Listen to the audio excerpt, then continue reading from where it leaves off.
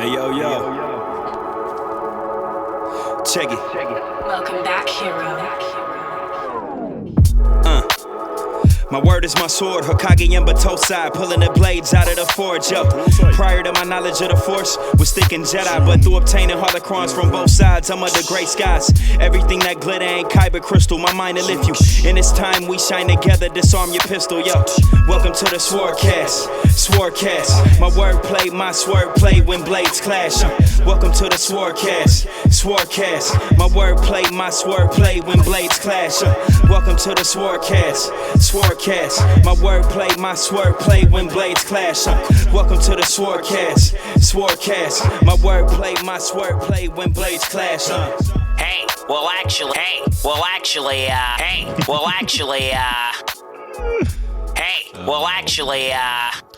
I wear glasses.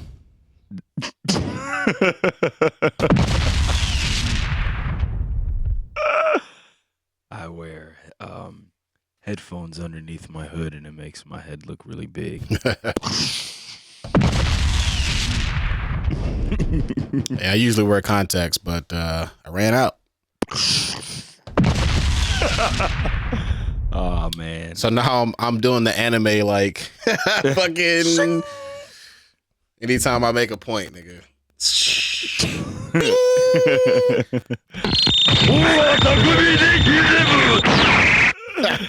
That is great for a glasses pushing up moment. Yo, man, episode 75. My voice is gone. My boys had a AAU tournament on Saturday, so I spent Strong all day Saturday yelling at the top of my lungs. Not yelling, but vocally coaching the kids. So yeah, man. my voice is gone. Word. I didn't coach any kids. No. But it's all good. Here we are. Hey man, we Hey man, yeah. I love it. We have all the video game fans out there. We got a pretty fun episode planned for today. Bro, hold on real quick. I just read a headline. Oh boy. Cyberpunk 2077 lead gameplay designer leaves CD Projekt Red. Just quit. Like, you know what? This shit is like irrecoverable. Oh my goodness. So bro. I'm out. You Fuck know you what? guys. I'm Y'all going said home. we had years and then said the game was due tomorrow. Right. I'm Fuck out. out of here. I'm all set, guys. I'll see you later. Hilarious, but also very sad. Yeah, man. It sucks. That's crazy, bro. Yeah, that's nuts. So here we are, episode 75, I believe. Let's go, man. What are you into currently, my friend? Bro, I'm like Yakuza is one of my favorite series now. Like I'm all the way in. I've made it to Yakuza Kiwami 2, which is basically the remake of Yakuza 2. So I've played Yakuza 0, Yakuza Kiwami, which is a remake of Yakuza 1, and then Yakuza Kiwami 2, which is a remake of Yakuza 2. So it's like A lot going on there. Yeah, it's fire though, bro. Like I think we were both wrong, man. Like that game is like straight up serious as fuck, like all of it. Hey. Except for the side missions are all ridiculous. With like the Wow. cabaret club and all that shit, which again, they brought the cabaret club back in Yakuza Kiwami 2, so I'm obviously all in on that. But in terms of like the story, bro, that shit is like a straight up crime drama. Like it's like all serious, like fucking fisticuffs, hands, Oh, feet,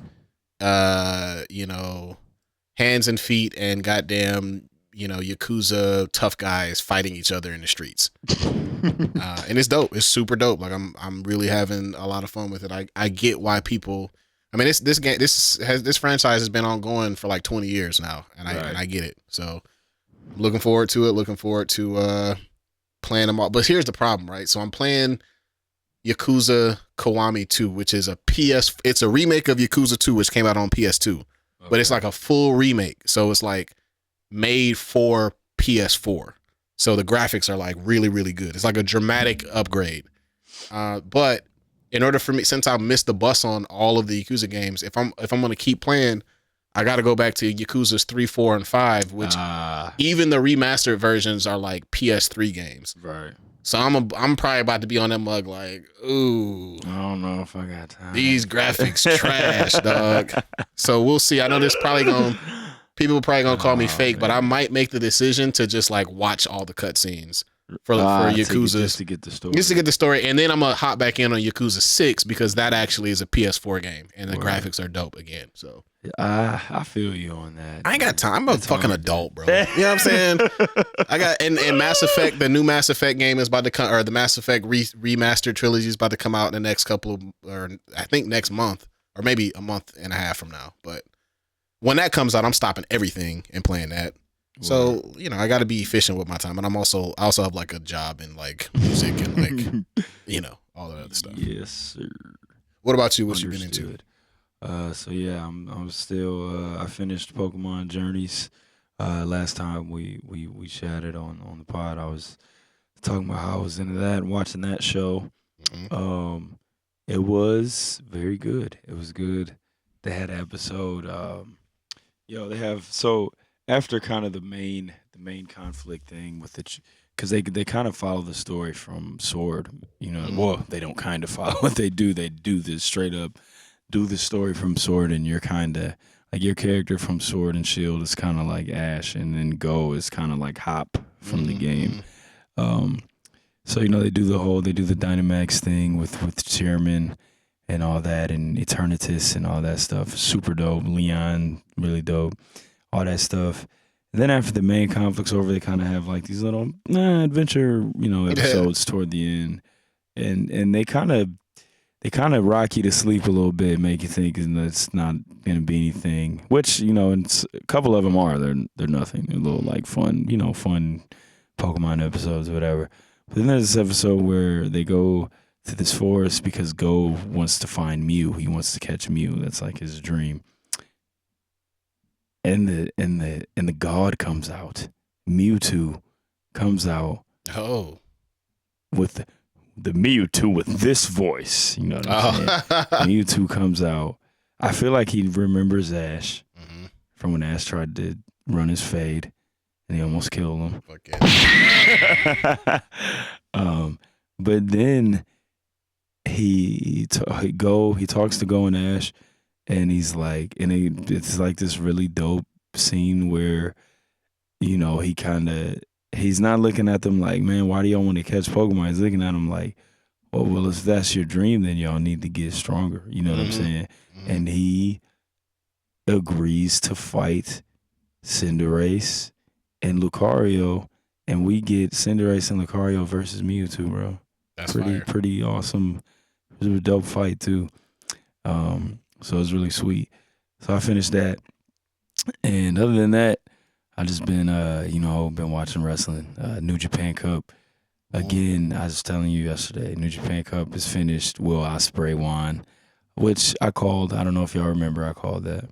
But he did win, but man, Shingo Takagi might be not only the coolest looking wrestler right now. He does look really cool. But he might be the best wrestler on the planet right now. Similar to how we were talking about Phoenix a couple weeks ago. Yeah, yep. Shingo is having some ridiculous matches. Match quality right now is like through the roof. His last, like in this tournament, the match he had with Ospreay was so good. It was, remember they had that classic in 2019. It was up to par with that. And then he had a great match against Okada in the first round of New Japan Cup. Had a good match against Hiroki Goto. Had a good match he had that 5-star match against Jeff Cobb at Wrestle Kingdom. Like, he's just super on fire right now. So shout out to him. Ospreay won the cup.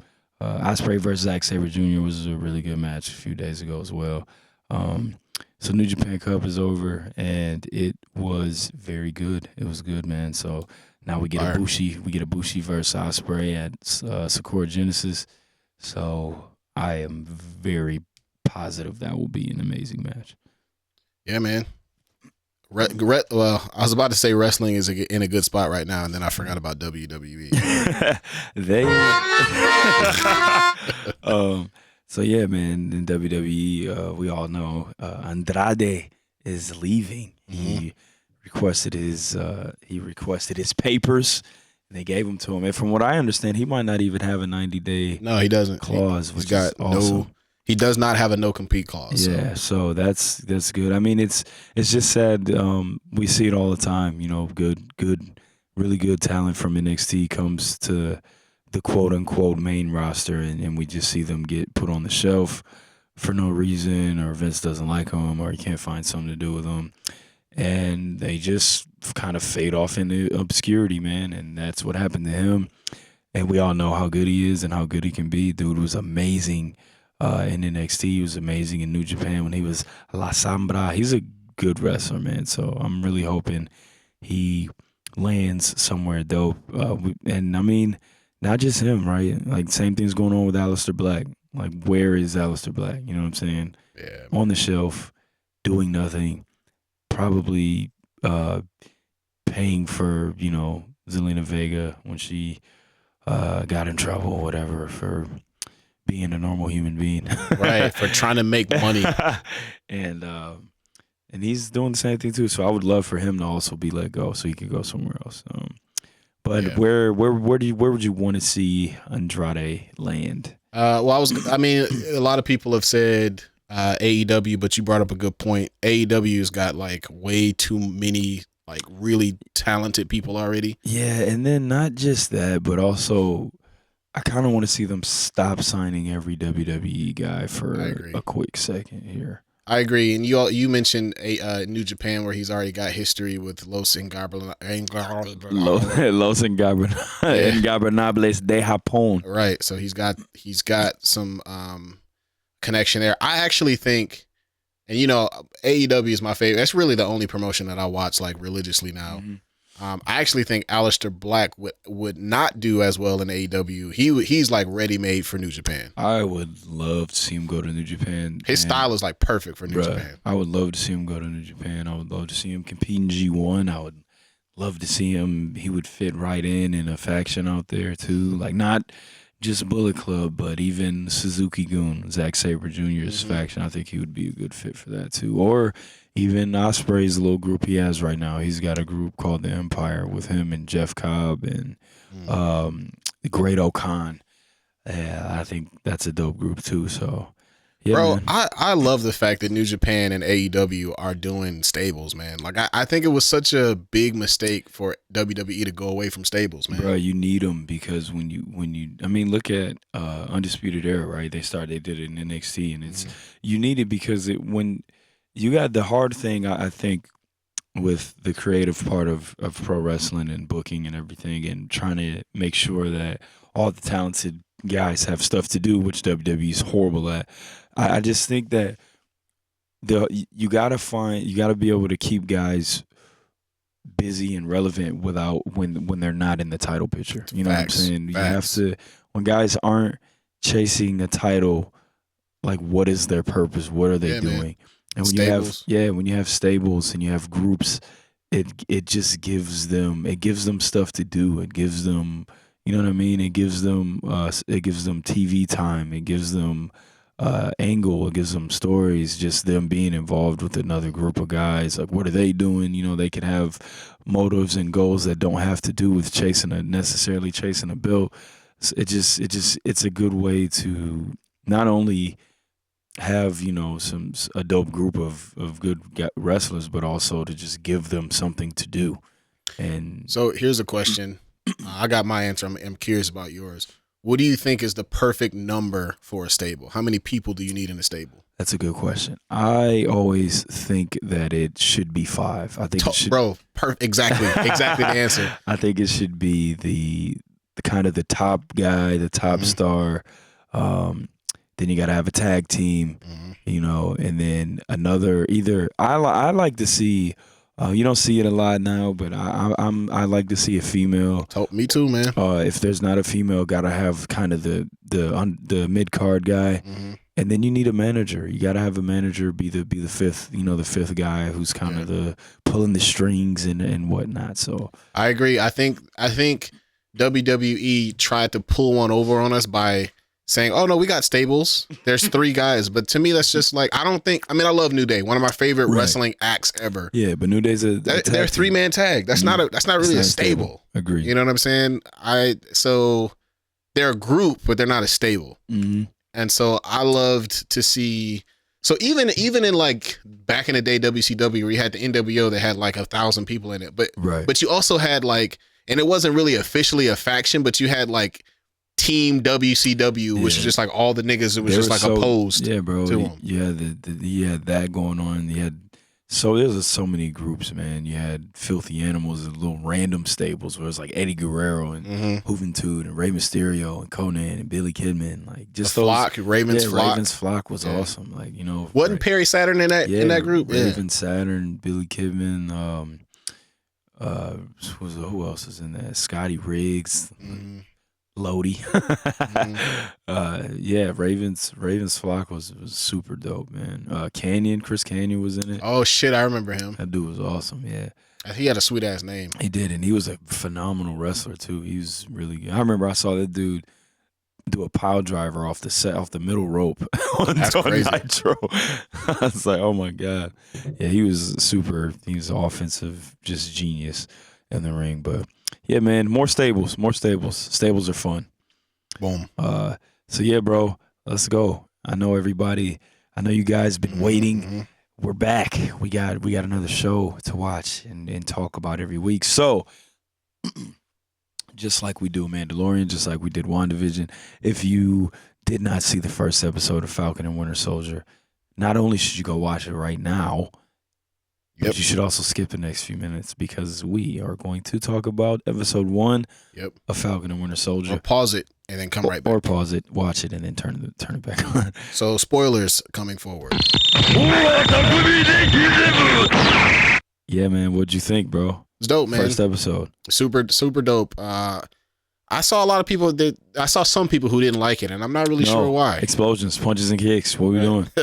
I thought it's going to be a great change of pace, right? Like this is not going to be WandaVision.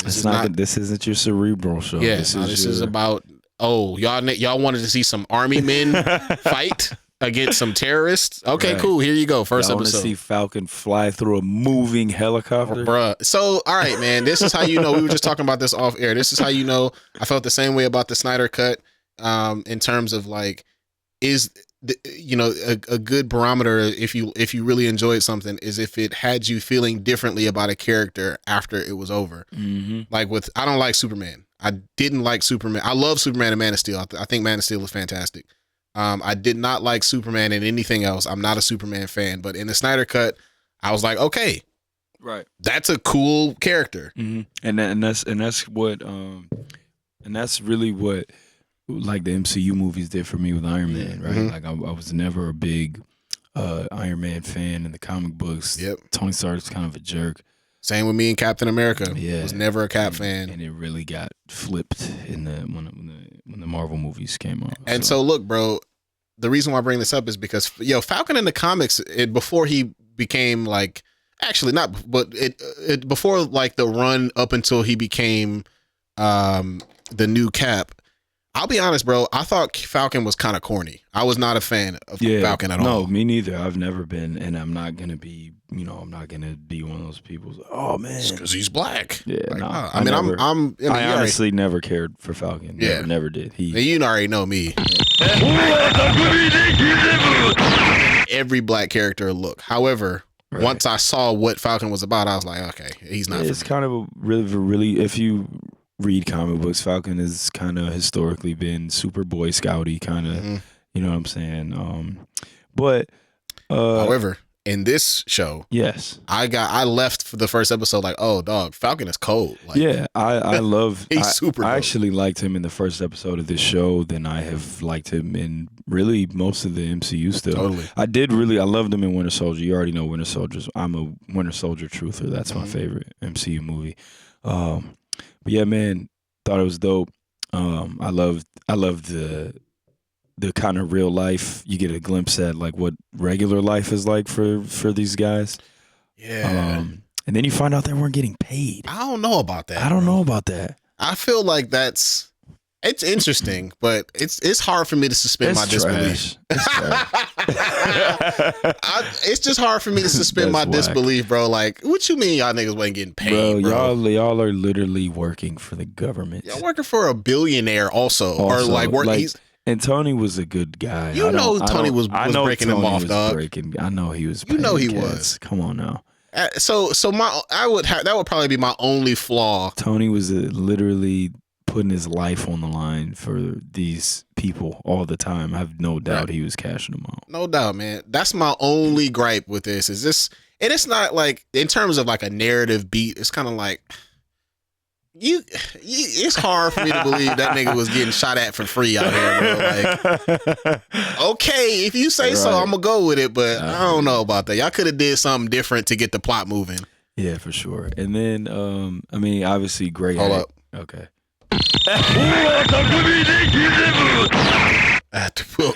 Hey, bro, I really do like the single finger glasses push up. I really do. Like, that's not an act. Like, I actually do that. Evil anime laugh.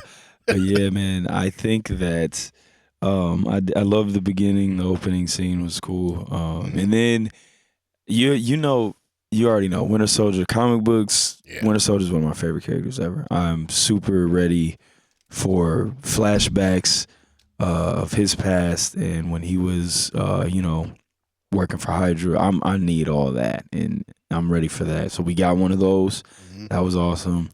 I love the little story that they're telling with him. You know what I'm saying? Him and his therapist, and he's kind of trying to. He's trying to, Bucky's trying to be Bucky Barnes and not the Winter Soldier. You know what I'm saying? And he's dealing with that, and then you got the cool dynamic kind of with the older guy that he's, that he is has befriended, and you find out that he's the one who killed his son years ago. You know what I mean? Yeah, it's kind of trash. So we got that going on, and also I always talk about one of the gripes I always had with Civil War was that Zemo killed all of the other Winter Soldiers, right? The other Hydra super soldiers, when he lured Cap and Tony to that little Hydra base. Mm-hmm. But, and the reason I say that is because I always reference the Winter Soldier solo comic book run where him and Black Widow kind of team up for this run, and they go around the world and they hunt down all of the sort of like Hydra sleeper Winter Soldiers, kind of like the others. There's a bunch of other super soldiers that Hydra made, and they go around and they kind of hunt them all down and kill them. So I always thought that would make a really dope show or a movie, and I didn't think we were going to get that. But now we get the show. We see the guy. We see one of the members. I can't remember the name of the group. Yeah, I can't remember either. But one of the guys from the kind of anarchist organization where Falcon's buddy was, clearly has some super soldier serum. Yeah, super something. Yeah, so I think if that's the direction that they went, that would be really dope. So I'm hoping that's what they're doing with that. Yeah, I agree. It was good, man. I flat out it was a good episode. As far as pilots go, scale of 1 to 5, what do you get the first episode? I would give it a solid 7.5 to 8, 7.75 maybe. I like it. Yeah. What about you? On a scale of 10, I would give it a good 8. I thought it was good. Good first episode, good pacing. Because it felt long, too. It felt like it wasn't over too quick. Yeah. To me. No, I agree, but let's not fall for it. Next episode is going to be 15 minutes of credits. Bro, come on, man. And I think it's only 6 episodes. for this, which is just a nightmare, bro. Like, come on, man. What are y'all doing? I think How many? I'm sorry, 6 episodes? Bro, I think so. Let me check that right now. Bro, these episodes better be 2 hours long. Nah, 15 minutes.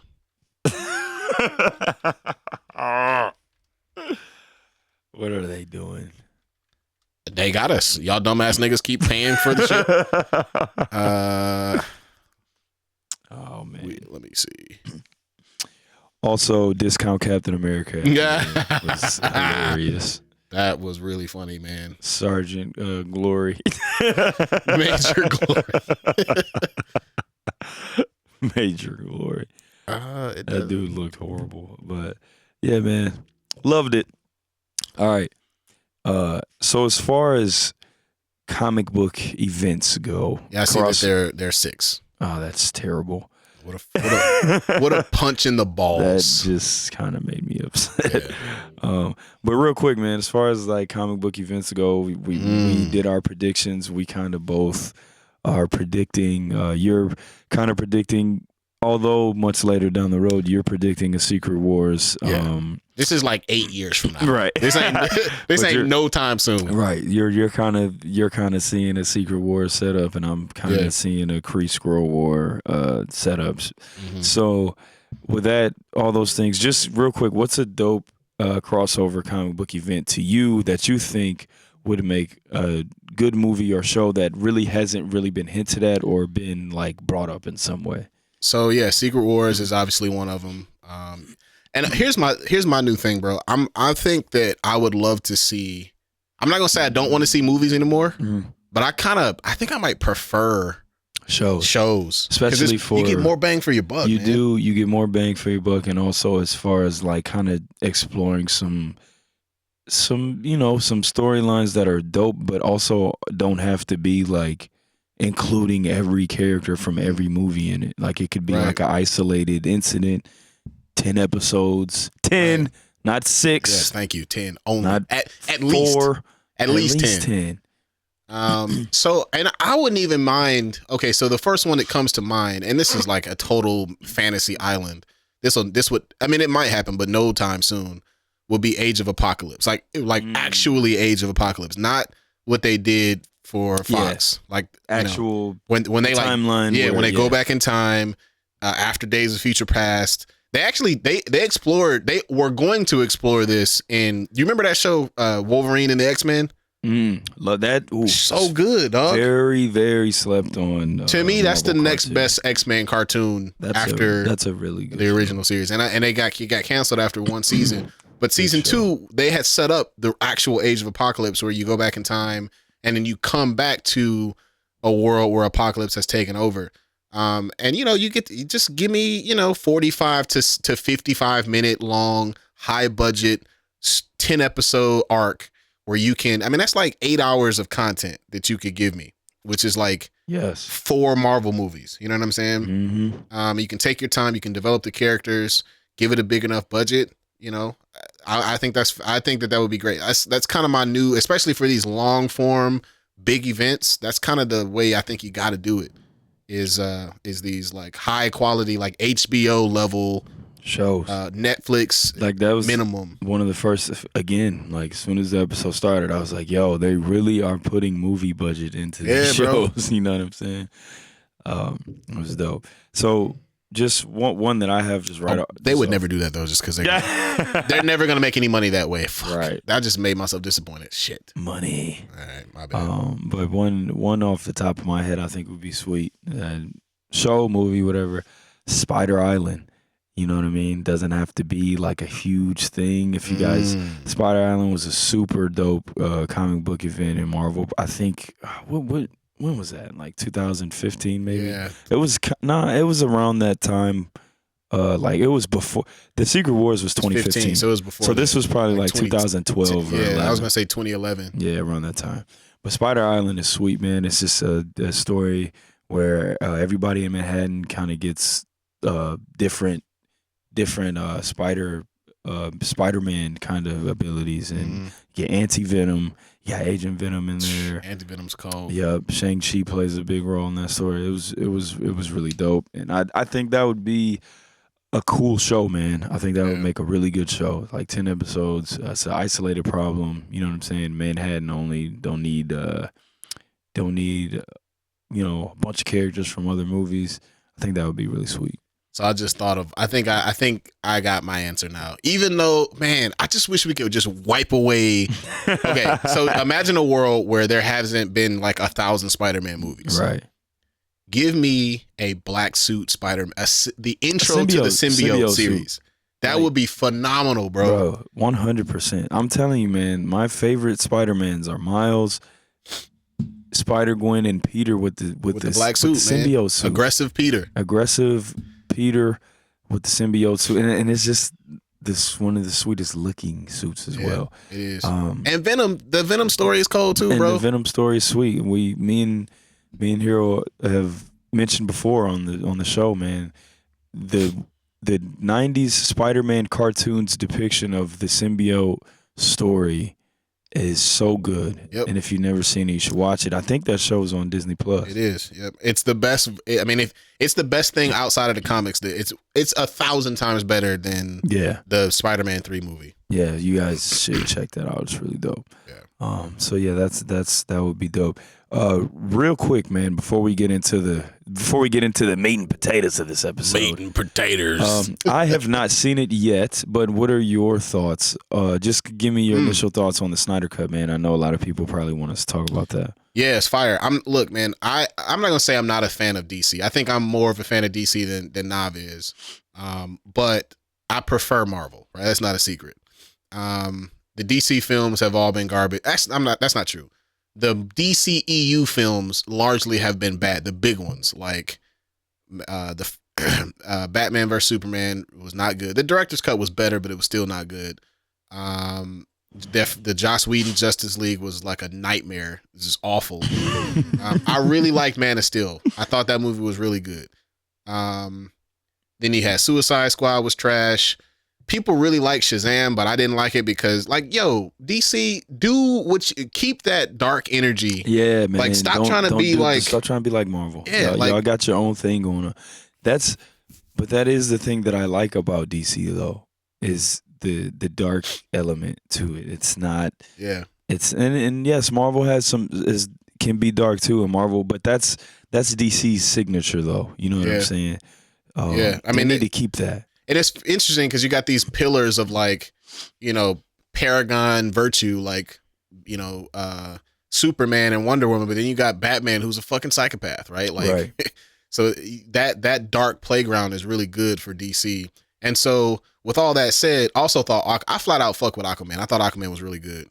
Yeah, I never saw that. Aquaman I heard somebody describe it as Star Wars underwater, and I was like, you know what? Yeah, kind of a little bit. But anyways, I say all that to say the Snyder Cut was fantastic. I think it is, you know, you might say, oh, is it just like better by comparison? Absolutely it is. But I honestly thought that it was unironically, and this is all over Facebook and I was making everybody mad. I think it's unironically better than Endgame, not Infinity War. Let's not get it twisted. Infinity War is one of the greatest comic book movies of all time. Right. That's like a magnum opus of the DC, of the Marvel universe. Endgame, however, and this is more an indictment of Endgame than it is a criticism of Endgame than it is praising Justice League. If y'all being really honest, Endgame was kind of whack until the last 30 minutes. So this is because I've been seeing a lot of people say that too. Don't get me wrong, I do like Endgame. I think it's got one of the greatest moments ever in film history when all the heroes come back and you get the on your left moment and all the heroes start coming through the Doctor Strange little wormholes. Mm-hmm. But yes, I think the time travel element to that movie timey-wimey is super slow. And after I saw it the first time, you know, seeing it again with like the emotion kind of dialed down and everything, the excitement. Yep. I was really, that movie doesn't really pick up until they go to Vormir to get the Soul Stone. Mm-hmm. And after that is when the movie really hits the good stride. But before that, the whole first like hour and a half, maybe, yeah, is really It's very, and so what I would say to that end is that like as a total story, I thought that the fact that it was 4 hours long was like important and necessary, because one of the major complaints of the first Justice League is that the character, even though us comic book fans know who the Flash is, we know who Batman is, we know who Cyborg is, to the casual fan, like, who the fuck are these people and why should we care about them? Yes, but okay, that brings me to this. I'm gonna let you finish, but so I am not opposed to getting more of this for comic book movies, like, because I don't know more of what? More of these longer versions of these movies. Oh, give me the 4. Now I want the 4. I don't know if you remember, but Ryan Coogler said Black Panther's the first cut was like almost 5 hours long. Bring it. Turn it on. Yeah. I want that. I want that now. Yeah. You know what I mean? Like, yes, go ahead and make do what you got to do to make the money. Give Disney the, you know what I mean, the condensed. Give Disney the condensed mainstream, commercial film, but let's start giving us the original joint that you turned in. Let me add something that like brings both of our ideas together. Right. How about instead of doing that, we do that. We make the 6 hour whatever cut and we just put it in a 8 episode. You know what I'm saying? And just the whole because that's how the Snyder cut was. It was literally cut like that. It was like part 1, part 2, part 3. It was 8 parts. You could tell that they were thinking about releasing it like that. Mm-hmm. That's how I want. Like the Snyder cut made it clear that that's what you need to tell a good story, and that made it more obvious that like, bro, like why don't we just do the fucking? Let's just do the episodes. I'll wait a week. Like that was kind of fun. Like that part. Well, except for you niggas waking up at 6 a.m. watching that shit. But that part, like the conversation in between, like I like that shit, bro. I'm really a fan of that. I like the conversation. I like the anticipation from week to week. I'm with it. So I think that that's a great idea. I'm here for it. Boom. I think that would be dope. Also, y'all stop hating. The Flash and Cyborg were the best parts of that movie. And also, goddammit, a lot of people. So Ray Fisher is the black guy who plays Cyborg, was talking a lot of shit about Joss Whedon being a racist and like all this stuff. And I believed him because I never fucked with Joss Whedon to begin with. But when you see this movie, it makes it clear, right? Because he didn't have no role in the Joss Whedon. I mean, he did, but it was like very, very minor. This is the Cyborg movie, kind of. Like, Word. He is like the thing that makes the movie go. It's about him, and so like, come on, bro. Like, let's go. Let's have black people have like meaningful roles. You know what I'm saying? So boom. I like it, man. Dope. So if you're just real quick. If you're looking at this, where is this movie? Oh yeah, it's on HBO Max. Okay, boom, HBO Max. Yep, HBO Max is really fucking good, man. I know, it's man. Worth the investment. All right, man. So now, I mentioned before, it's about to get video game sweaty. It's about to get competitive. Hey, well, actually, game sweaty, fighting games. We're about to get into some good talk here on that. Mm-hmm. So the question that I have, which is something that I have kind of realized over my years of competitive online gaming, have published tier lists kind of ruined competitive gaming a little bit? Hey, man. Hey man, yeah, hey man, yeah. I tried to tell y'all niggas, dog. I tried to tell y'all niggas, bro. The game has changed. Y'all niggas ain't good at the game that you think you're good at. You're not. I don't care how long you've been playing. I'm sorry, do you play this shit for 8 hours a day? No? Oh, okay, well then you can't compete. Period. That's all. That's it, bro. That's it. Once it got to the point where niggas are making careers off of this shit, bro, it's over with. Yeah, you're not in the gym enough. You can't. And look, man, and this is a lot of people on the SwordCast ask me. I play Smash with y'all every now and then. And when hey dog, you niggas, god damn it. Hold on. When I come through, nigga, I be whooping y'all ass. However, the reason why I don't play that game competitively, certainly not competitively, but even like against my friends, unless we just goofing around, is because I got too much competitive. Because I'm good. Okay, we'll talk about that later. But like, I can't afford as an adult, as somebody who can't afford to make this a career, right? I got other responsibilities.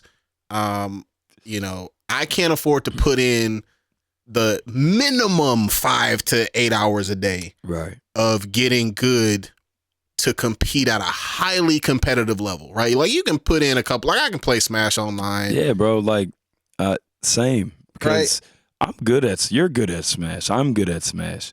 I've won tournaments in Smash. I played online for a while and was trying to get the, what was it called? Elite Smash thing. Yeah. I got my GSP up to almost 9,000 and never got it. 9 million. Right. My bad. Million. I almost got 9 million GSP. Still never got it. But the point is, the whole tier thing. Well, hold on. Before you get into tiers, let me just finalize this last point. All right.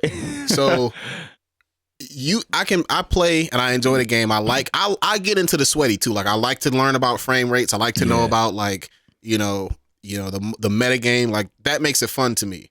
And you can do well. You can if you play casually, you can do well. However, you gonna hit a fucking wall, bro, where I don't care. It's humbled us, bro. It's two different games. Yeah, where it's like, and I got another hot take as well. It'll humble you and it'll be like, oh, okay, so I guess I'm not my whole life. And I think it hit us the hardest. I'm dead ass serious. I think it hit our generation the hardest because we grew up honing our skills before there was like online access, right? Mm-hmm. So like if you was the best nigga in your like hood or in your area, you were legit. You can't nobody tell you nothing, mm-hmm. right? Like, but then some of us got our first taste when we went to college. We were like, oh shit, some of these niggas can really fucking go. Yeah, bro. I did, and I got good. I like started to compete with them niggas, and I got better. Then when Smash, I think it was Smash 4, that hit the online, where not only are you playing against people all over the college, but now you're playing against niggas all over the universe. And I've been playing this game. By the time Smash 4 came in, I was like already 22 or something. I had been playing Smash for 10 something years. Like I'm good. Like, and then imagine the heartbreak of going online and realizing like, oh, I'm actually like super average at this. Like by comparison, I'm like, I'm like good. Sure, I get for these regular niggas, but like as soon as you step through that into door, the competitive level, like crazy. it was a joke. It was a different game, dog. And it's like you said, it's crushing. Our generation probably got humbled way more than anyone else. It's absolutely crushing. And so like the younger kid, like my nephew, it's gonna be weird to say. I'm about to say something that's gonna trigger this nigga. Watch this. It is a greater than random chance that your son will be a better gamer than you. Right. And same with my nephew is because they came into they started this shit in the fire, right, off top, right, and so playing games online, they don't have no delusions. They know what they need to know, and they make the decision either I'm gonna get good or I'm not, right. And so if they still playing this shit by the time they get to our age, them niggas gonna be nice at this shit. So that's my rant. What do you got? No, for sure. It's facts. That's what happened, and the whole thing with it. But what tier lists do now is just as you said, right? When you're playing, when we grow up and we put hours in on the game, and we're nice at it, and we're the best dude in our neighborhood, and we're the best dude in our immediate family, and our cousins can't beat us, and our friends can't beat us, right? When we were doing that, we were always able to get by on what? Our favorite characters, right? You could get your favorite character, and you could master their game and their moves, and you could master everything that they do, and you could get by playing with your absolute favorites, and that was dope. You could do it in Street Fighter, Marvel vs. Capcom, Smash, all those games, right? But then when tier lists started to come out, right, and they're on the internet and they're like published by real, gaming magazines and gaming companies. Now it's your best guy is not good enough. Now your favorite character is not good enough anymore. It's you got to sell your video game soul to play with a character you don't really like to get a dub, and that sucks, man. It's and ridiculous. I know that sucks for you because you are unusually stubborn about if it's not my favorites, and it's good, bro. Like not even just in games, anything. if it's not a shooting ass point guard, I don't fuck with that nigga. So I know that sucks. Absolutely, and it's so, and it's annoying because what happens is when you do play games online and compete, you're playing against these same characters all the time because people just get good with the ones that are in the high tiers. So you're repeating, and I've experienced that in every game, right? Smash, of course.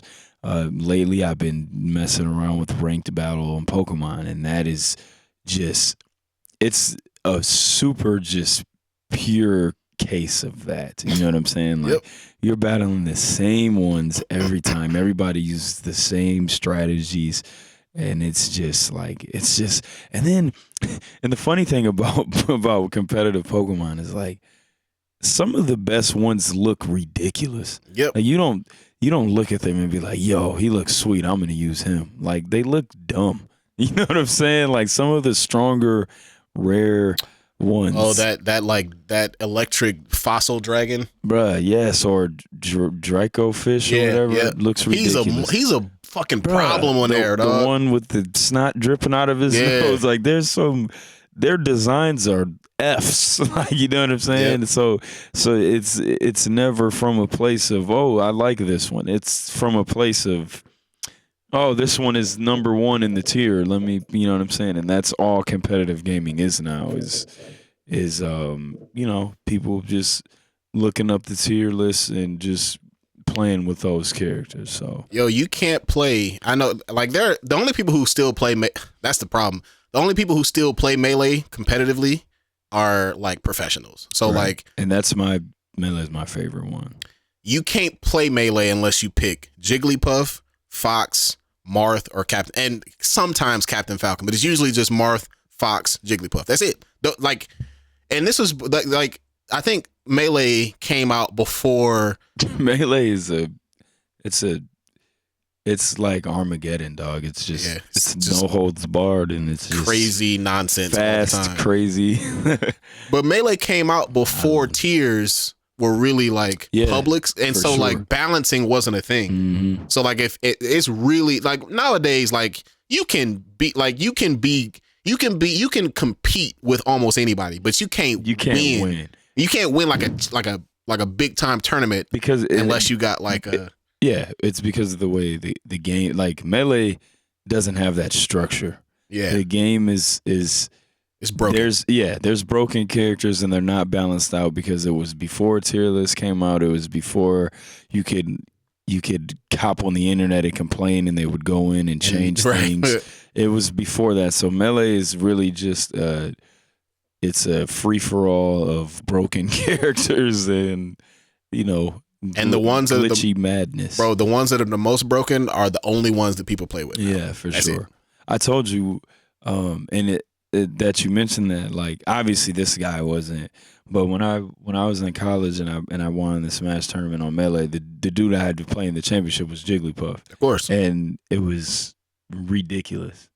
You know what I'm saying? Yep. I didn't even know about Jigglypuff until then, and I was like, why don't more people play with Jigglypuff?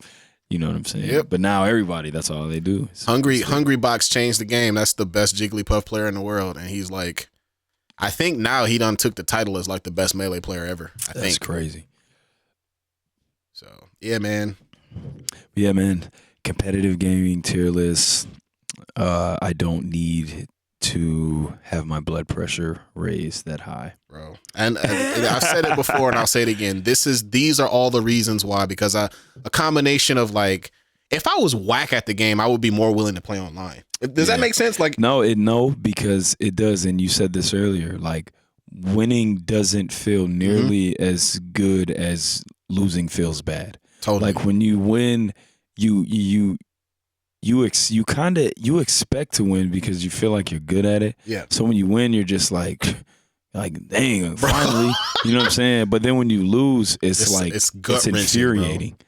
And so if I was whack at the game, I would expect to lose. So if I won, it would be like, oh shit, that's amazing. Like I feel so good. That makes so much sense. And if I lost, I'm like, whatever, I'm trash. So like I expected to lose. I still fucking had fun out there, god damn it. You know what I'm saying? Oh my goodness. I'm gonna tell you how frustrating. So another game,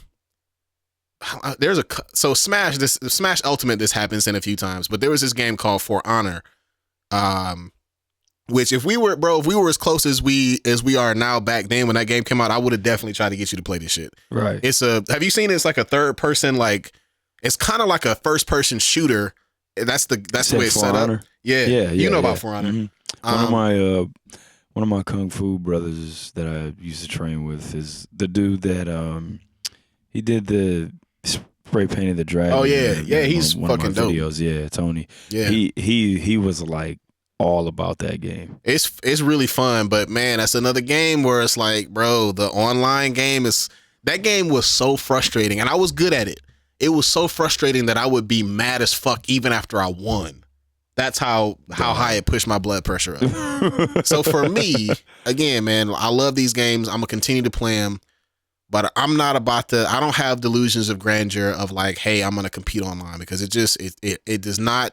It hurts my like self-esteem because I'm good. Like I know I'm good at the game, but I'm not good enough, and I won't commit to putting in the time to get over that hump because I just don't have time for that. Right. And for me, the easy decision was, you know what? I'm just gonna stop playing online. I think I'm straight, dog. Right. like this is not fun anymore, bro. I'm all set. It gets to a point where it's not fun, and again, everything is so gimmicky. You'll if I'm playing somebody and like we play all the time, and we play with Marshall, and Marshall is our boy, but he can be a little gimmicky sometimes. Yeah.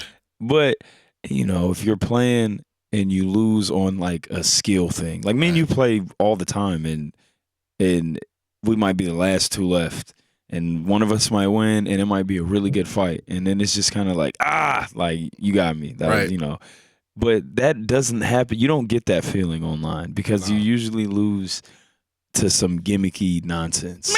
I'm gonna fucking do some weird shit. Whee! And then you lose. Oh my goodness. There's a couple of times where I lost in Smash and the nigga. It was just clear, like, okay, that nigga can hoop. He can fucking He's play. Nice, yeah. And he just had all the answers. He was ready for everything I had. Not even mad. And then I play against a piranha plant. That nigga just throwing spikes and fucking crazy. Gonna turn the screen upside down and stand on my head and fucking fart, and then you're gonna die. Like, what the fuck is that, bro? And some of these Pokemon, I'm gonna have to tell you about some of these strategies that these people use are ridiculous, and I'm surprised that the game hasn't. You know what I'm saying? Yeah. It's some really annoying stuff, man. It's crazy. But all right, man. So with the talk of competitive gaming and games that we used to compete in, real quick, we got some questions here. Mm-hmm. Favorite fighting game, favorite fighting game you're the best at, fighting game you're the worst at, and last fighting game you actually played. So first question, what is your favorite fighting game ever? Probably it's a toss up between Smash and Tekken 7. Oh, okay. Tekken in general, but I think Tekken 7 is the best Tekken so far. Okay. And just like again, Smash Ultimate is maybe not my favorite Smash, but I do think it's the best Smash so far. Right. Okay. If I had to pick, I would say I've had more, and I play, even Tekken I play online sparingly. But Tekken is, I think the like skill gap in Tekken is a lot closer. You got to be really fucking good to get to the invincible niggas, to get to the like impossible to beat niggas. Yeah. Cause I think my record in Tekken is above 500, and it is in Smash too. But like I spent way more time in Smash than I have in Tekken. So with that said, I think I'm gonna, and just because the martial arts is so true to life, I'm gonna go. Even though I think I like the game Smash better than Tekken. In terms of like a true fighting game, I'm gonna go with Tekken. Tekken 7. I feel that. That's dope. So, what about you? My favorite fighting game is probably Marvel vs. Capcom 2. Fuck, I forgot. My favorite fighting game is Marvel vs. Capcom 2. I love Smash and Tekken and everything, but and Street Fighter Third Strike. But if we're talking about just I forgot about that too. But if we're talking about just a favorite game that I have like a ton of history and a ton of memories of, it's Marvel vs. Capcom 2. Damn, do I need to change my answer? You might. I don't know which. Fuck. But I think I have to. I can't disrespect because Marvel vs. Capcom 2 was where I like. That's where it started. Same for me. Like that's the game where that Marvel vs. If it wasn't for Marvel vs. Capcom 2, I don't think I would have ever got as like heavy into being competitive in Smash as I did at once upon a time. Because Marvel vs. Capcom 2 is the first fighting game that I played where I actually wanted to be good at it because it was so sweet and the characters were so dope, and it was like I wanted to be good at it and I wanted to be able to play it and like beat people. So I put a ton of hours into that. Talk about a learning curve in that motherfucker. Though. Yeah, bro. It was It was unlike any other fighting game I'd played at the time. Agreed. You know what I mean? So it required a ton of learning. We joke about air combos, but like that's where that's not the first game that had air combos, but that's the first game where game changer. Like if you couldn't do that shit, then you really play. It was a wrap. Yeah. So yeah, shout out to Marvel vs. Capcom 2. What is the fighting game that you think you're the best at? Unfortunately, it's Smash, man. Which is why I have such a complicated relationship with that game. With the game online. Because Smash is so much fun to play, and it's a blast. It's just it's Smash. I would say probably next though is Tekken. Okay, I'm like pretty fucking good at Tekken, man. Right. I respect Tekken so much that like I kind of don't play it a lot because I know that just like with any competitive game, once you get online, it's a whole different. But the thing about Tekken though, Tekken rewards you for understanding fight mechanics. It really does. Like I always felt like with Tekken, if you are, like you said, if you understand fight mechanics, if you're good enough, you can just have good movement. Sure. Not necessarily have a crazy like understanding of combos and stuff, but if you can move well, you can win.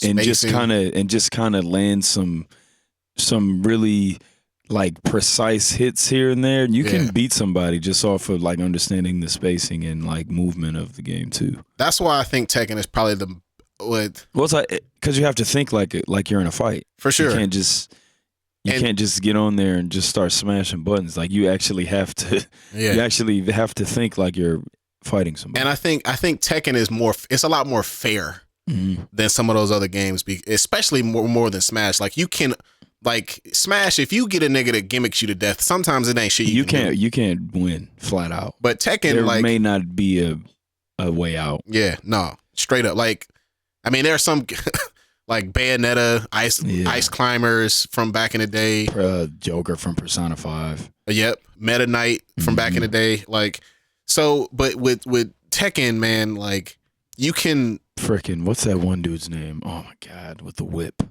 Oh, actually, I found a way to. Yeah, he's a bad matchup for my main. I main Wolf. Yeah, so he's a terrible matchup. Yeah, for Wolf.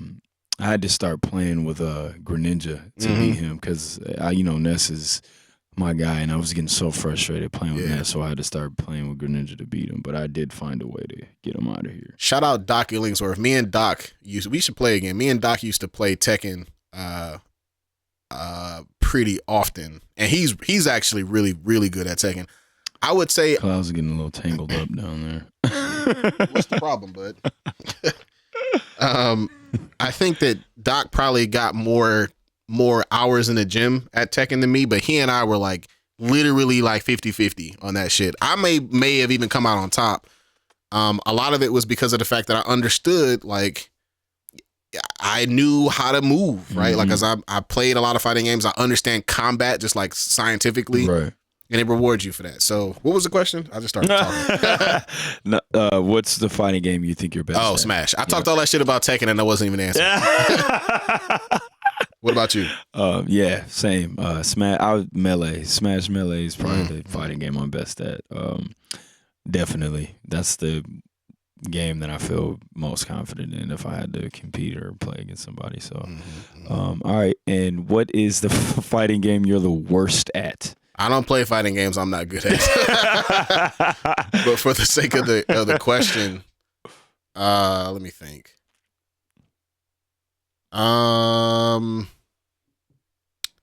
Shit. Even Soul Calibur, I got some tech. I had some tech at Soul Soul Calibur. Calibur, man. Soul Calibur got a block button though, and I don't. You know how I feel about that. Yeah, I feel, but I just Maybe- love the weapons. Yeah, it is though. I haven't played a Soul Calibur in a couple years, but I never forget playing the first one and you hit your weapons at the same time and you yeah, get yeah, the clash. That's dope. awesome. Okay, I'm gonna go with Mortal Kombat. Okay. Just because I don't like the fact that it doesn't. I like the fucking quarter circle movements, man. They hit you with them like the down back or like up down, fucking back Stiff. forward. It's so right. The commands are as stiff as the characters are. Right, fucking. Fucking hate that shit, bro. Yeah, Mortal Kombat for me. Any more, it doesn't matter. Pick one. Yeah, for me, definitely. And this one is a heartbreaker because I really love this game and I wanted to be good at it. Dragon Ball Fighterz, Oh man. yeah. Oh my God, I love that game. It looks amazing. It's Dragon Ball Z. Love it. Love the way it plays, everything. But I remember I got online and just got mopped up and never went. It killed me so bad I never went back and played it. Even after they've gone in and nerfed a lot of the problems with it. But I just was traumatized, bro. Yo, never went back to it. I never played that game, and the reason why is because I watched too many like Evo tournaments, and I'm like, bro, I ain't gonna never figure this shit out. I'm not even gonna try. This should look sweet, Horrifying. but I'm not gonna be able. And also, I've said this before. I'll say it again. Every anime ever should be. If you're gonna make a fighting game, it should look like that. Yes, don't fuck do the outta here with the 3D arena crap, fighters, bro. man, or the arena fighters. I was gonna say the 3D thing and the arena fighter style. Yeah, I mean, look, yes, I agree. The If art style was when you kind of run amazing. around in a fucking circle, get Dog, the fuck no. out of here, That's bro. That's why, like, I always have fans ask me about the Naruto Ninja Storm games, and like they're fun and I like them, but like I play those games with my son because it's not. I don't like playing fighting games like that. Not gonna be able to do it. I'm not gonna lie, bro. I'm a fan of Naruto, but I don't like any of those games. Yeah, I don't like playing games like that. And I mean, Power Stone was technically an arena fighter. Yeah, but Power Stone was sweet though. Yeah, but Power Stone was sweet. It was. I feel you. I don't know. You right. That's actually a good point. Maybe it's because it was the first one. Yeah, I don't know, man, but Power Stone was cold though, man. Damn, that was a fucking good ass game. it was sweet. It was dope. So yeah, man, hit you with the spirit bomb. Remember what was that dude's name? The guy who was basically a Goku clone. The Goku dude. I forget, man. I haven't played the game forever. All right, and last, what's the last fighting game you played? Smash. I'm such a loser. Before that, it was Tekken. I think the last fighting game I played was Soul Calibur 6. Nice. I think. Oh, you know what? I take that back. I rented. I found on. You rented? No. Sorry. I bought on like the PlayStation Network this super old Sega Saturn game called what the fuck was it called? Fighting Vipers. You remember that game? Oh, we were talking about that. Yeah, man. Yeah. That's awesome. Fighting Vipers. I played it for like an hour and I was like, oh, this is cool. And then I was like, okay. Right.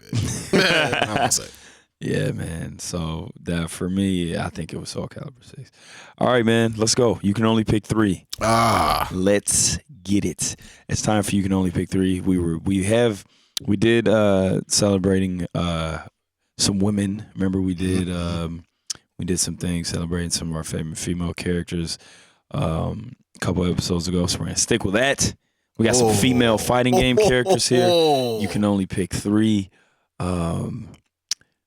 Yes, I was a little biased in this group here, but did I keep this up since the last episode? My bad, guys. I didn't even realize that. Oh yeah, we did the Pokemon one, the legendary. That shit was just up for the whole episode. I'm not about to fix that, so that's just gonna have to be an error. Switching it up. You can only pick 3. What do you got here? So this is this Anna from Tekken? That is Nina from Tekken. Oh, Nina. Fucking, I knew that. Anna is the sister. Yes. So yeah, we got Nina. Basically, you know who she is? She's Beatrix Kiddo from 100% from Kill Bill. A little crazier, maybe. Yeah, right. She's dope. Then we've got Katana, the princess of, what is it called? It's what is her race? Like the Eldians or something like that. Something like that. She's dope. She gets a lot of hype and that I don't quite understand, but she's a good character. Yeah.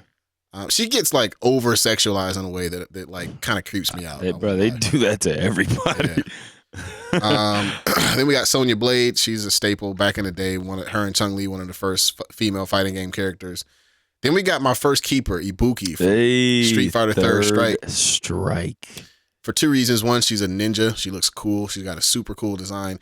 2, she's hard as fuck to play with, by the way. I actually am pretty good with her. I try my best to get good with her, and she is difficult to. She's fundamentally different from all the Shotos who I usually use. Yeah. So it's hard to to kind of get out of that mindset. But she also has the fucking best theme song ever. I was just about to say her song on her stage is fire. All right, then we got my next keeper. Yeah, I think so. My next keeper in Chun-Li, the Queen. We all know who she is. Probably the most recognizable female fighting game character ever. Bruh, you could argue she might be the most recognizable fighting game character ever. For sure. Yeah, her. I mean, her and Ryu. It's arguable. Yeah, no doubt. Sure. Like, I guarantee you, if I were to show my mother a picture of like Chun-Li and like Ryu, Ken, Sub-Zero, Scorpion, and like Liu Kang, she would probably only know who Chun-Li was. Yeah, I would say for casual, which is most people, I would say that's probably true. So yeah, I'm gonna go with Chun-Li. She's also like just really another woman who's over sexualized in a way that's a little weird, but a little creepy. It's all good. Internet. Right. Do you remember on Fairly Odd Parents when he would have all the stuff that he'd been wishing for, and they would ask him where he got it, and he would always say internet. The internet. Then we got Cammy from. Oh wait, I forgot to do something. Shout out to so this just reminded me. Shout out to my homie Dave, my homie David Reeder, who just had a birthday this past weekend. Hey, happy birthday, bro. Hey man, yes, we missed your birthday a couple times actually, I think, on accident, but happy birthday, brother. Yes, sir. And also Dave, bro. So Dave is the homie who he and I like used to play Marvel vs. Capcom 2 together. We literally stayed up until like 6 a.m. playing it. We played like 500 matches, bro. Right. That was my guy, and he used to use Cammy on Street Fighter all the time. Oh, word. Did he use her on the Marvel vs. Capcom? Yeah. She's in it. She is. Yeah. She's a fucking annoying as hell. And speaking of birthdays, real quick, shout out to the homie B-Boy Ninja official on Instagram. Yeah, man. We didn't. I always wanted to shout him out for his birthday, and then I'd forget. And then I'd be like, all right, I'm gonna do it, and then I would forget. Yep. So the homie Ryan, man, shout out to you, bro. Happy birthday, bro. Thanks for listening to the show, man. If you are not in the Discord, get in there, bro. I'll send you the link. Thanks for listening, man. Happy birthday, bro. Yes, sir. Happy birthday, Dave. Dave is my man from like 2nd grade, damn near. So word. Shout out to you. We also should get him on the pod one day. Yeah, we should. A Cammy main. You don't Cammy. I don't know too many of those. Cammy and also Brian. He mains Brian on Tekken. He's pretty good. He's pretty good. He can't fuck with me, but he's pretty good. Brian Fury. Yep. I think that's Kenny Omega's favorite character. Oh, I can see that. Yeah. All right, so shout out to Cammy. Then we got Mai from the King of Fighters universe. Yes, another. Yeah. Just one look at her, you can already see that the internet probably went crazy. I never really played with Mai that often, but she's pretty she's sweet. She's got fans, and she's scantily clad, so that's kind of all you need these days. Then we got the sword girl from Soul Calibur. Is it Huang? Suits? Fuck, I don't know. What's her name? I don't remember her name. It's Zhang. Is it Zhang? How do you say it? Because she's one of my mains, so I should be able to. There's like 3 girls in Soul Calibur that all remind me of one another.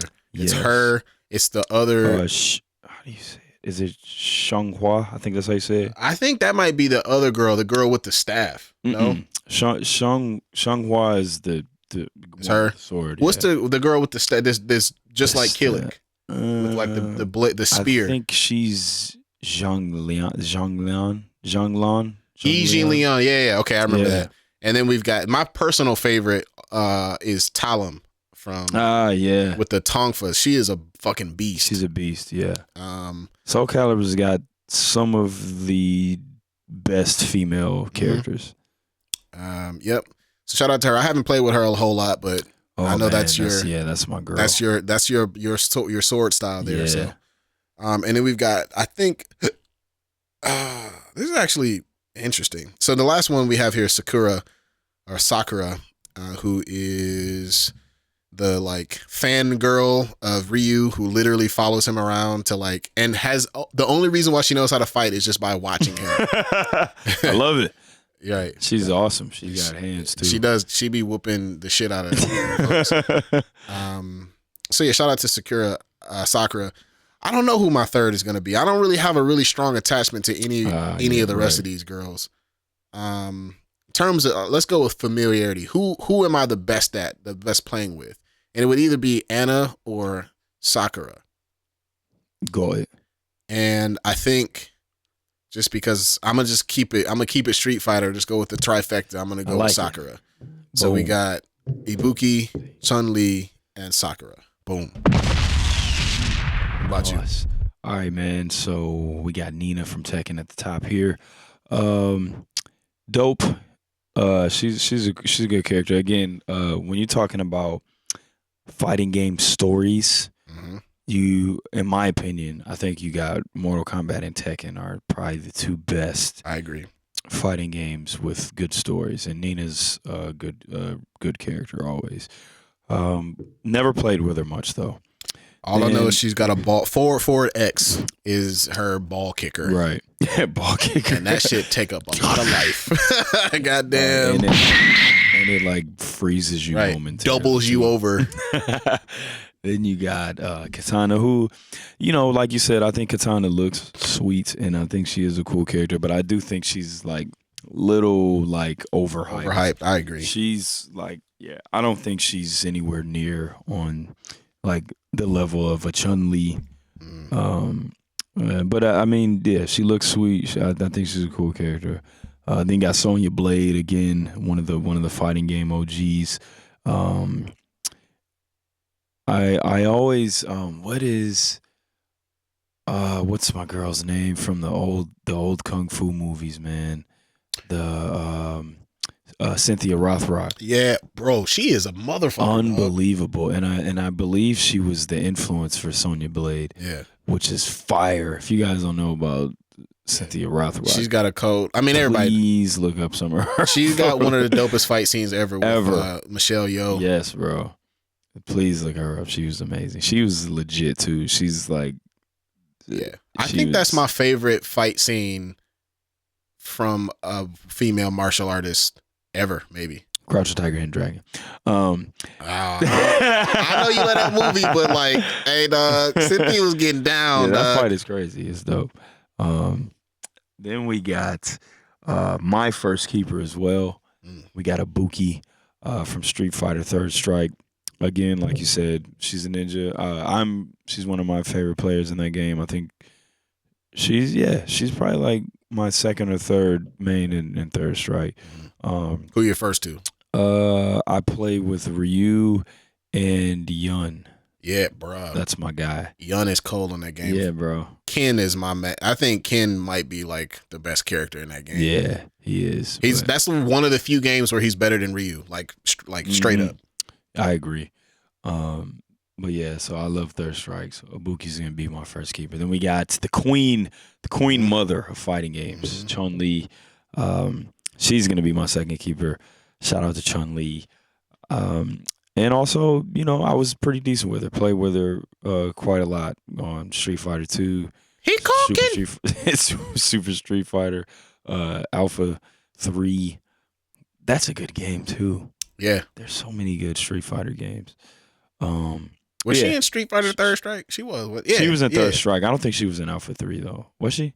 I don't think so. I don't remember. Alpha 3 had a lot of the kind of side characters in it.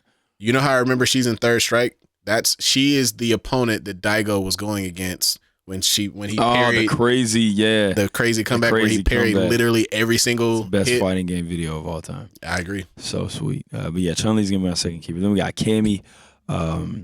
Never really played with her, but she looks dope. She's got a sweet design. I used to watch the Street Fighter anime, and she was cool in that too. So she's a former Bison doll. Yeah, former Bison employee. And we got Mei from King of Fighters, which is one of my favorite fighting game universes ever. Yeah. I used to like the movie too, the King of Fighters anime movie. She was in it. She was dope. But then we got my third keeper. I'm cheating. I'm already giving of my third keeper. But my third keeper is going to be Chai Xianghua. I think that's how you say it. Obviously. Oh wait, is it Sung? Who? Okay, Sung Mina. I think that's the one with the staff. Okay, yeah. Gotcha. Yeah. So Xianghua is going to be my third keeper. Love her. She's probably my second favorite. She might actually be my favorite Soul Calibur character. Her and Maxi. But I like Maxi was seriously wounded, but the soul still burns. Right. Yeah, but I love her, man. She's dope. Obviously, it's a sword style that I love and study myself, so she's gonna be my third keeper. But Sakura is dope. I like Sakura a lot. I play with her on Marvel vs. Capcom 2 sometimes. Yeah. She's sweet, but that's what it is. Boom. Bro, Sakura, she got one of the weirdest commands ever. And because she's got like the dark Sakura mode. Yeah. The command input to put that shit in is so awkward. It's like a reverse Hadouken, but like but not going the other way. It's like starting from the back and going in and up. It's so weird. That's weird. Which is why I could never do me. I was about to say, not for me. Yeah, not gonna be able to do it. Yeah, bro. But let's go, man. It's time for the top 5 of the day, keeping it video game related. This is a suggestion from our homie in the Discord, Lego James. Shout out to you, the young dog. I like this top 5 idea, man.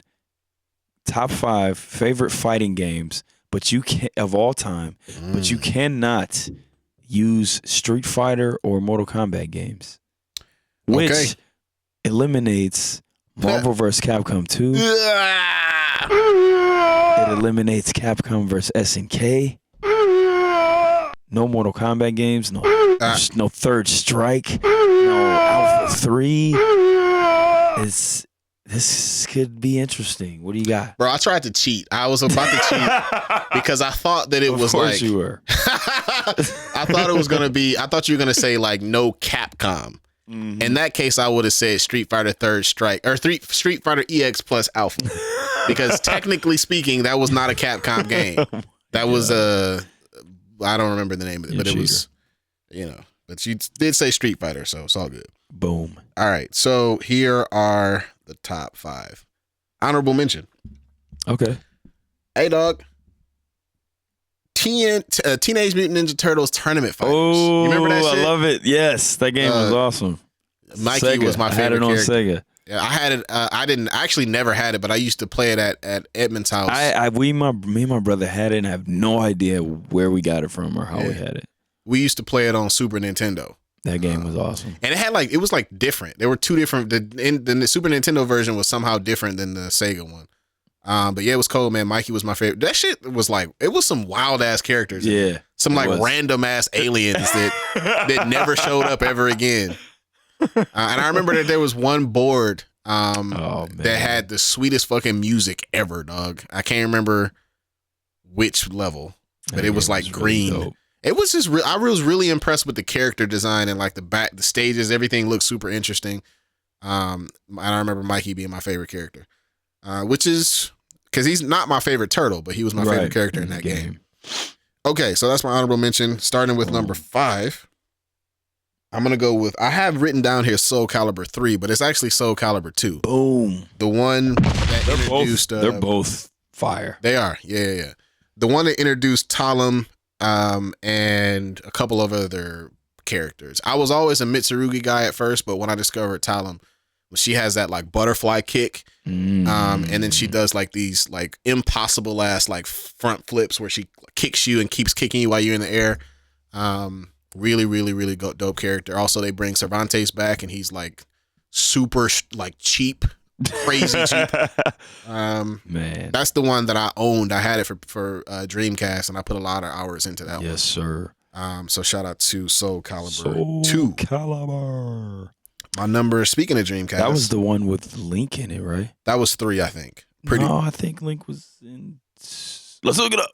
No, I think it was 2, bro, because I think that was on GameCube. You might be right. And Link was in it. I think Link was in 2. On GameCube, and then Yoda was in 2 on X. Yep, and it was Hihachi in on like PlayStation 2 or something like that.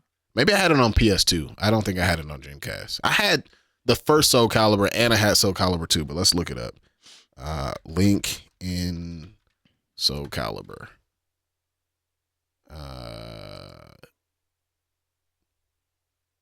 Soul Calibur 2 was his first game. Hey. So shout out to I must have had it on PS2 then, because then Hihachi was the secret character on PlayStation. And I remember Hihachi, if you did his 10-hit combo, bro, he used to fucking knock niggas the fuck. It was like it did like 90% damage, bro. It was crazy. Oh my gosh. So shout out to Soul Calibur 2.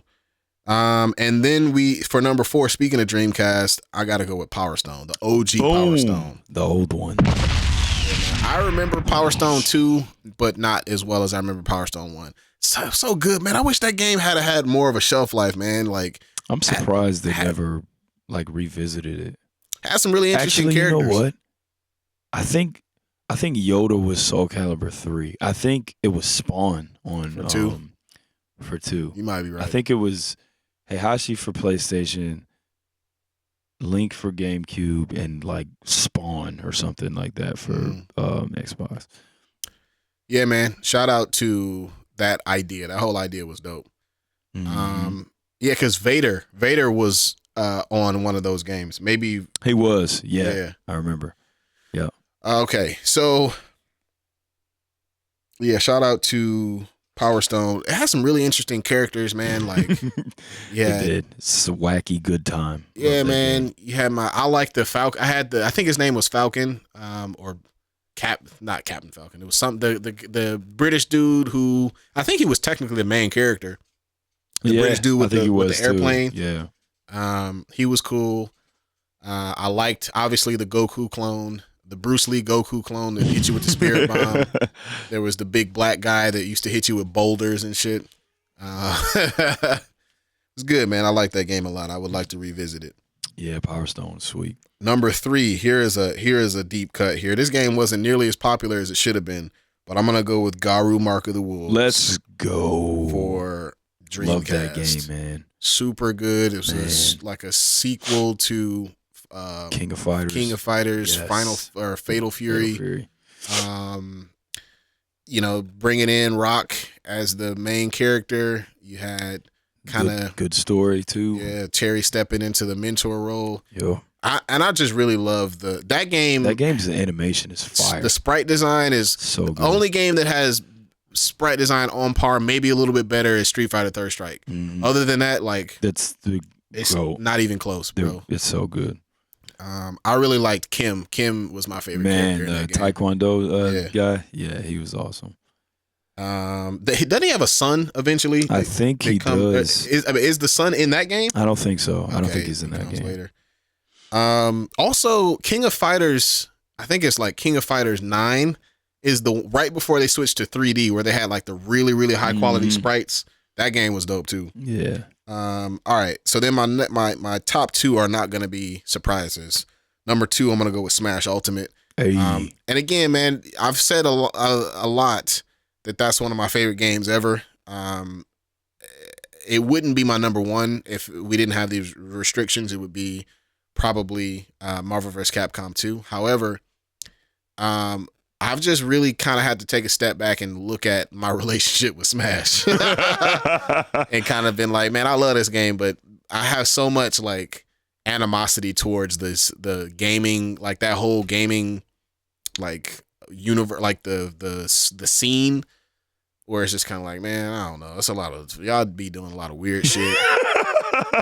a lot of the people, a lot of the like the players in the Smash universe are like creeps and fucking just kind of like predators and shit. And it's like, man, y'all niggas is weird, dog. Like, bruh. Tekken, as I'm spoiling my number 1, so let's just go right into it. My number 1 is Tekken 7. But the reason why I kind of came over to the top is that I just had to look back and look at how much care they put into the design of the characters, the integrity of the martial arts, bro. Like, those martial arts are so realistic, dog. And that's fire. It matters. We just watched a trailer of Tekken's new character, who's like the Prime Minister of Poland. Bro, she's got the most realistic karate that I've ever seen in any game. Yeah, that was amazing. I mean, she's obviously better than I ever was. Not even just that, but them adding Leroy, like Wing Chun. Hell yeah. Amazing. And it was super realistic, right? Yeah.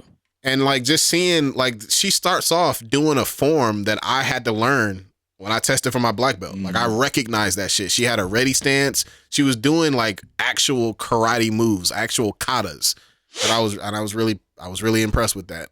So that kind of, and also the fact that it's way more balanced, with the exception of Leroy. Leroy broke the game. But after they nerfed, bro, 7 out of the 8 top 8s that is hilarious at Evo were all Leroy's. Jeez, that's so funny. But since they nerfed him, it's way more balanced. Like, you can just kind of like, all right, man, let's scrap, nigga. You know what I'm saying, bro? Like, every now and then, you know, Kazuya or goddamn Jin will hit you with some laser eyes. Bro, it's just hands and feet, bro. And I'm totally here for that. So shout out to Tekken. Tekken, I think I just respect it. Shout out to Tekken. So that's my number 1. Boom. How about you? All right, man, let's go. Honorable mentions. Fighting games, man. Gotta go honorable mention to Dead or Alive 2, man. Strong. Dreamcast. Love the Guilty Gear X. Power Stone. Project Justice Rival Schools. Strong. Dreamcast. Like, just it was like an anime. Really cool game. Shout out to Plasma Sword. I was just about to say, bro, that's a deep cut, bro. Deep Dreamcast. That's the joint, bro. That game was actually really fucking good. Really fun. It was that's cool. the joint that, for those who don't know, that's the joint that what the fuck is his name? With the sword, the fucking beam sword. Hayato from Marvel vs. Capcom is from Plasma Sword. Yep. So shout out to those games. Let's get into this top 5. Coming in at number 5, man. I am going with one of my favorite fighting games ever. And I kind of wish that I'm going to start jumping back into Tekken 7. Yeah. Because I haven't spent, I like it and I played it, but I haven't spent the appropriate time with it like I did with this one. But my number 5 is going to be Tekken 5. Strong. It's my favorite Tekken game ever. It's the game, I played Tekken a lot, like growing up and stuff, but that's the one where I put all the time in to get good at it. Me too, believe it or not. It's Tekken 5. That game is amazing. That's what they introduced Fang Wei. Stop that game's amazing. So I do. It makes me, now that I'm doing this, I got to put some more time into Tekken 7 because that game is amazing. My number 4 is going to be what I kind of champion as like the most replayable fighting game ever, in my opinion, and that's Soul Calibur 3. I think Soul Calibur 3, just the way they did it, man, there's so much stuff to do in that game. Like if you get into the meta of it, like there's so much like customization stuff and like weapon loadouts, and you can like make your own fighter. Yeah, bro, and it's like it's crazy, got crazy customization. It's like it's a fighting game, but it has like this little like JRPG like element to it. It's really dope. Bro, I remember some of those conditions though were ridiculous. Yeah, they were a little crazy. That is very true. but one hit kills. Yeah, like it was ridiculous. But this is the game where my favorite Soul Calibur character, Xianghua, got introduced in it. And this was the first game that she was in. And I remember just picking her, and her sword had kind of the same like rhythm to it as Maxi's nunchucks. So just like that constant, you know what I mean? Like that constant flow, it was really dope. So I gotta go with Soul Calibur 3 at number 4. Coming in at number 3, this was a huge. This game got a lot of play in my Dreamcast when I was growing up, and that's King of Fighters Dream Match 99. One of my favorite fighting games, of course. Terry Bogard. This game, this was one of the. I think I played. It's like the Fatal Fury games were old, right? And they were kind of a little. It was hard to get your hands on them. Like you really only played them in like arcades and stuff, or if you had like a friend that had emulators or something. Yeah. And then like, the SNK games were kind of the same way. You know what I mean? This game, King of Fighters, Dream Match 99, was like the first accessible like SNK fighting game that we were able to like actually get, you know what I mean, and have. I still have it. So that's gonna be my number 3. My number 2, we just talked about it. We just picked this game up big time. I gotta go with Garo Mark of the Wolves. Let's go. Amazing. Just the sprites animation on there are crazy. Got the story with Terry kind of taking Rock Howard under his wing and him becoming the new face of that franchise. He was awesome in that game. Like you said, Kim, super dope. Love that game. Terry's new look with the little bomber jacket on. Fire. He looks cool. He looks cool, no hat. But number 1's gonna be Smash Melee, man. I know, Smash, but it's my baby, Smash Melee. Love it. So that's my top 5, man. Number 5, Tekken 5. Number 4, Soul Calibur 3. Number 3, King of Fighters Dream Match 99. Number 2, Garo Mark of the Wolves. And number 1, Smash Melee. Oh, I should have did this one. So yeah, man, let's go. Fighting games, love them, love them, love them. I'm not gonna stop playing them, man. I'm just not gonna play them online anymore. Facts. I think that I can agree with that. I mean, that shit is not fun unless you're already amazing. Boom. And I ain't got time. I ain't got time, bro. All right, man. There it is. Hey, yo. Episode 75 of the books. Thank you all for listening. Check it. Welcome We'll see back, y'all next Hir-O. week. Peace. My word is my sword, Hokage and Batosai, pulling the blades out of the forge, yo. Prior to my knowledge of the Force, was thinking Jedi, but through obtaining holocrons from both sides, I'm under gray skies. Everything that glitter ain't kyber crystal, my mind will lift you. In this time we shine together, disarm your pistol, yo. Welcome to the SwordCast, my wordplay, my swordplay when blades clash. Welcome to the SwordCast, my wordplay, my swordplay when blades clash. Welcome to the SwordCast, my wordplay, my swordplay when blades clash. Welcome to the SwordCast, my wordplay, my swordplay when blades clash.